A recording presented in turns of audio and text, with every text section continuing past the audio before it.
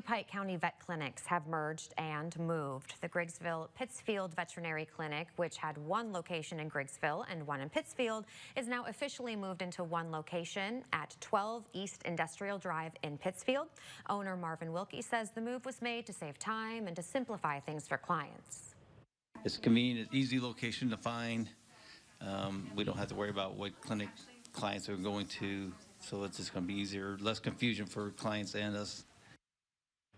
And Wilkie says he owns more land behind the clinic. He's just not sure what he will do with it just yet, but he has been thinking about expanding his business to boarding and grooming. Nothing is set in stone, though.